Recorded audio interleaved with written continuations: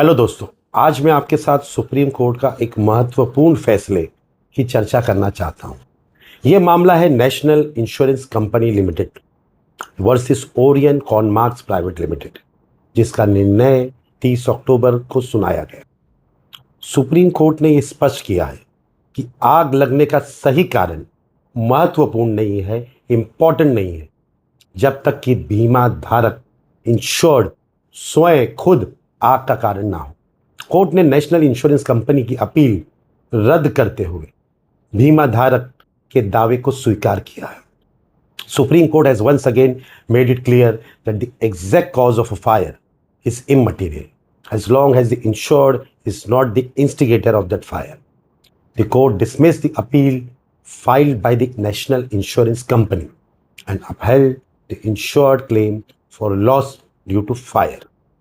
Honorable Justice Deepankar Datta and Honorable Justice Manmohan की खंडपीठ यानी डिवीजन बेंच ने कहा कि जब यह साबित हो जाता है कि नुकसान आग से हुआ है और कोई धोखाधड़ी या जानबूझकर किया गया कार्य नहीं है, तो ये माना जाएगा कि आग एक्सीडेंटल थी और बीमा पॉलिसी के अंतर्गत आती है। इस मामले में 2010 में ओरियन कॉनमार्क्स प्राइवेट लिमिटेड के परिसर में आग लगी थी।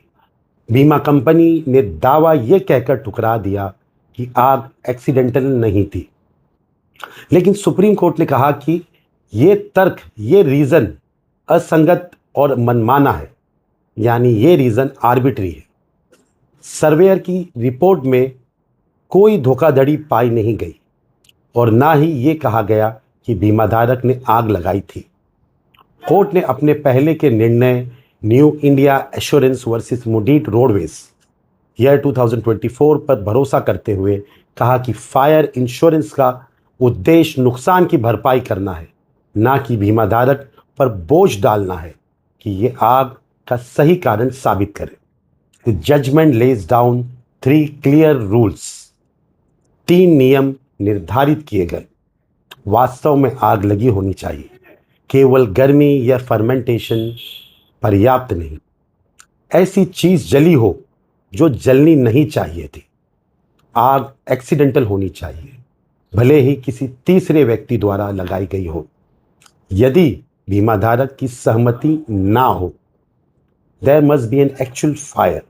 Mere heating or fermentation is not enough. Something must have caught fire, which should not have been on fire. The fire must be accidental in nature, even if caused by a third party, without the insured's consent.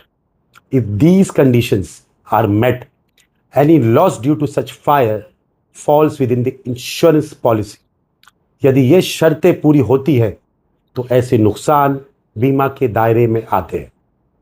ये फैसला बीमा धारकों के अधिकारों को मजबूत बनाता है और सुनिश्चित करता है सच्चे दावे तकनीकी कारणों से अस्वीकार नहीं किए जा सकते। बीमा का उद्देश्य सुरक्षा देना है, ना कि जिम्मेदारी से बचना। This ruling strengthens the rights of policyholders and ensures that genuine claims are not denied on technical grounds. It reinforces that insurance is meant to provide protections, not to escape liability through arbitrary interpretations. Thank you.